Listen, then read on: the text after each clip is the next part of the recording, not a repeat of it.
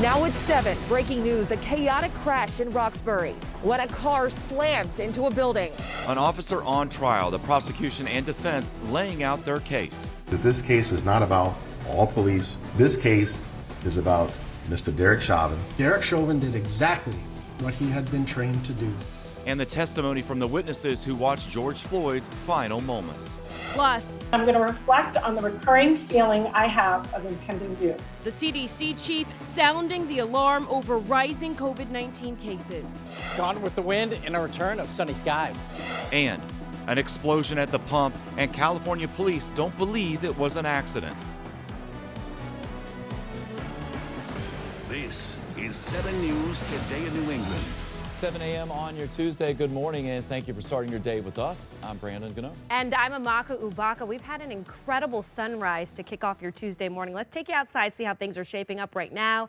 You see the Charles River there, plenty of sunshine. You're going to need the sunglasses all day, Chris. We will, yeah, and nice to say that we're going to need that, right? And that sunshine also warming us up as we go through the afternoon after a bit of a chilly start this morning. Good morning, everyone. Numbers running in the mid-20s in a lot of the suburbs, 39 degrees in the city of Boston right now. And how about that wind, or lack thereof? Good news, right? Yesterday morning, we were talking about gusts near 50 miles an hour. This morning, calm showing up in a lot of locations, and only a 6 mile to 9 mile an hour breeze there in Boston out into Worcester. So a gentle breeze throughout the day. We'll pick up the pace a little bit, 10, 15 miles an hour this afternoon, but all in all, sunshine winning out, and that's going to hold on strong. So it's a cold start for the kids at the bus stop this morning. Certainly need the heavier coat this morning, but you can get away with a light spring jacket or just a long sleeve shirt this afternoon with those temperatures rebounding into the lower 60s. Although a little bit cooler along the south coast. Tracking rain, showers arriving late tomorrow, and it will be a soaking rain tomorrow night into Thursday. We'll time that out, how much to expect in the Easter weekend forecast ahead. Sounds good, Chris. Time now for a look at the roads and the T at 7:02. Here's Paula Xeni. Good morning. Overall, not that bad out there, giving you kind of a view of those back roads as we travel through Cambridge and also approach the Alston area too. Not too bad for all of you who are still at home this morning, and if you are heading out the door, looking really good. No trouble spots out there. But how are those highways looking, right? That's what you all want to know about. Taking a look at the expressway, actually seeing some improvement out there as you do head into the city. If you remember, it was very slow going all the way by Adams Street this morning, but right now it's between Granite Ave once again and Columbia Road as you do head into the city. And keep in mind, too, traveling southbound on the expressway, you will run into that breakdown right where you get to the Pike. The rest of that drive, not so bad, but volume is starting to pick up just a little bit more. 93 through the Somerville area, of course, as you do head into the city. Your drive times here about 20 to 25 minutes. Everything else, though, looking really good for you. Breaking news in Roxbury, a car veering off the road and smashing into a health center where coronavirus vaccines are given out. The building damaged this morning, and it could impact those trying to get a vaccine. 7's Carrie Corrado is live on the scene this morning with the breaking details. Carrie.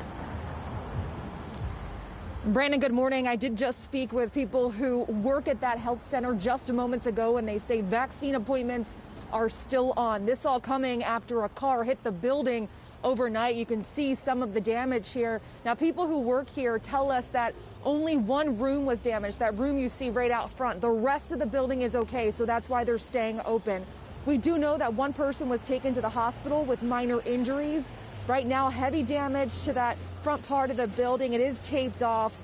This is the Whittier Health Center. It's on Blue Hill Avenue in Roxbury, and this all happened around 3 o'clock this morning. We also did see someone in handcuffs here at the scene. So the car was removed, and there is a lot of damage left behind. The front of the building caved in, and then the glass and debris all over the place. So it's going to take a while for crews to not only clean all of this up, but board that front room up. A police officer was here keeping a close watch. That officer just left.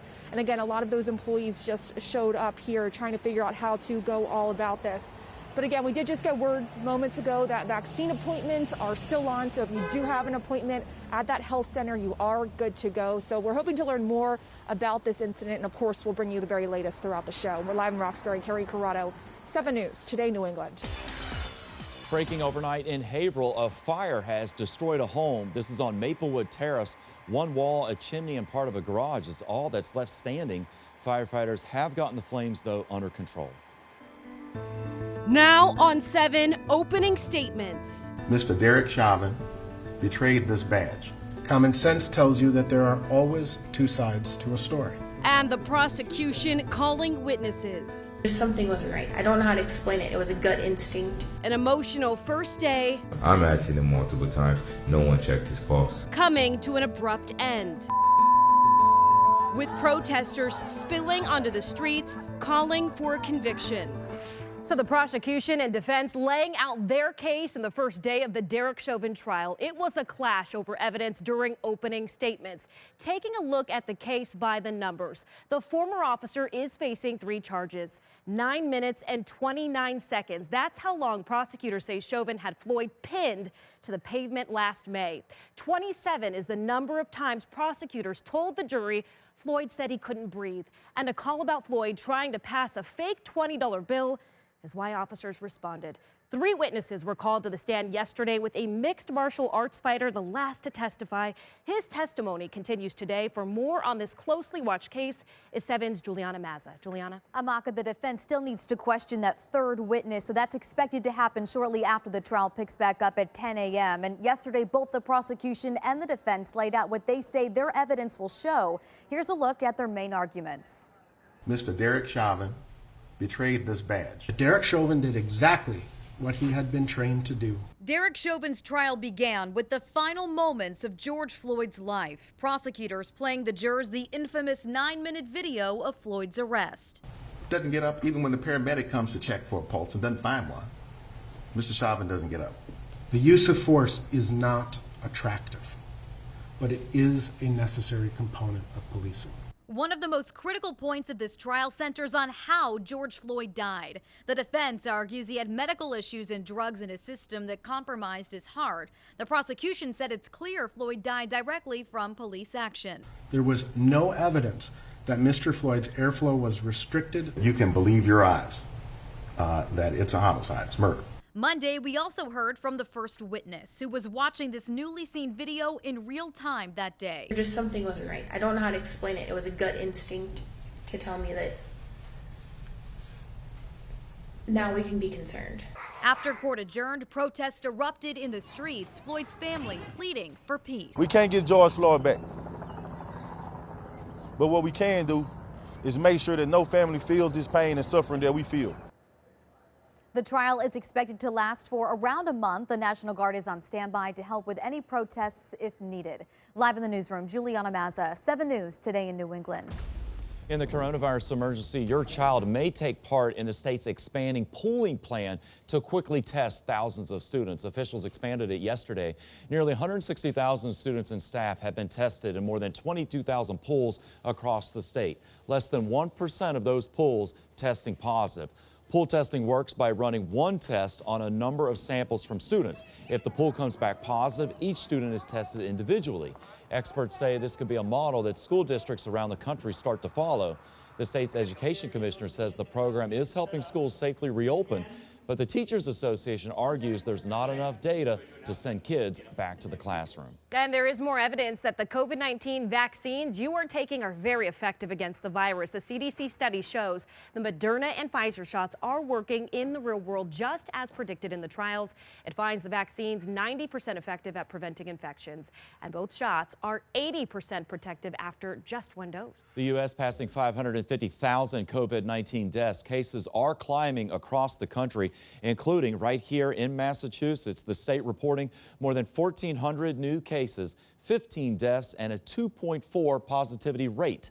The sickness surge is worrying federal health experts, and the CDC director has some words of warning. Amanda is back in the newsroom to explain. Well, Brandon, in many of those states, new cases are going up as the restrictions go down. Now the head of the CDC and the president are sounding the alarm. I'm reiterating my call for every governor, mayor, and local leader to maintain and reinstate the mask mandate. Please, this is not politics. President Biden calling on some states to reinstate mask mandates and pause reopening efforts. Today, the CDC will meet with governors amid concerns over another surge. I'm going to pause here. I'm going to lose the script, and I'm going to reflect on the recurring feeling I have of impending doom. It's a stern message from Washington, as health experts warn Massachusetts is a COVID-19 hotspot, along with New York and the Detroit area. Which Massachusetts counties are the hotspots? Cape Cod leads the list. Statistics show Barnstable County has 43 infections per 100,000 residents. Hampden County has 35. Bristol and Suffolk counties have 32. Governor Baker has no plans to roll back the reopening, which is now in phase 4. A spokesman for Governor Baker says Massachusetts continues to outperform the rest of the nation in vaccine distribution. The administration will continue to monitor public health data. The Baker administration notes hospitalizations have dropped 15% since March 1st. But one local expert says this is no time to declare victory. We have a flattening, and not in a good way, of our hospitalization rate, right? It was on its way down and now it's really quite flat. So no longer declining, which is concerning because it could go in either direction now. President Biden has said most adults in the U.S. will be eligible to get their vaccine by mid-April. Amaka? Amanda, thank you. And happening today, staff at the Holyoke Soldiers Home are holding a candlelight vigil to remember those who died in last year's outbreak. Employees say tonight's vigil will focus on honoring veterans and healing together as a community. 76 veterans died of COVID-19 at the home last year. We are expected to learn more today about the origin of the coronavirus. The World Health Organization is releasing its final report on its investigation into how the virus that killed millions started to spread. It's expected to reiterate its initial report that COVID-19 likely spread to people through an animal. The report is inconclusive on whether the outbreak started at a Wuhan seafood market that had one of the earliest clusters in December of 2019.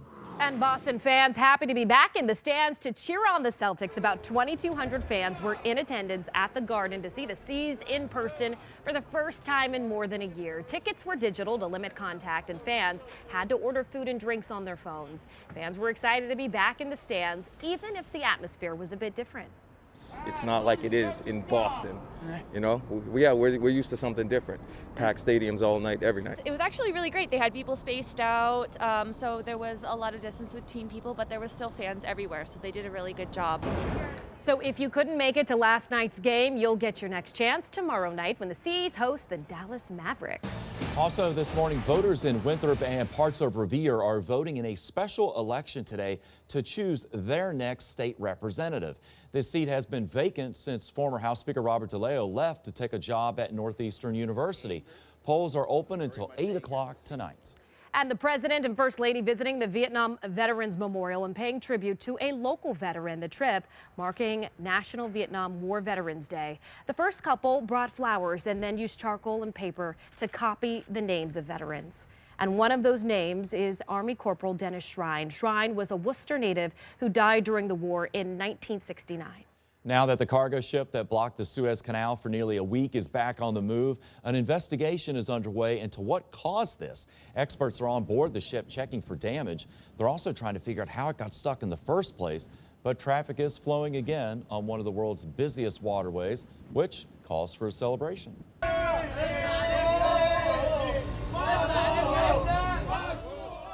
People on other ships chanting in celebration as the ship started moving again. Crews worked for 5 days to dislodge that huge shipping container. It's finally over. Yes, we can all move past this now. Exactly. All right, there's still much more ahead on the news station this Tuesday morning. Stay with us on 7 News at 7. Some Boston workers happy to go along for a new ride, helping them get to work.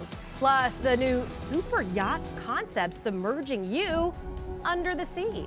Sunglasses a must this morning. Check out the skyline shot over the city of Boston, reflecting nicely there off the Charles River. How long the sun lasts and how warm we'll get ahead of the forecast. And breaking news, a car crashing into a vaccination site in Roxbury, leaving behind damage.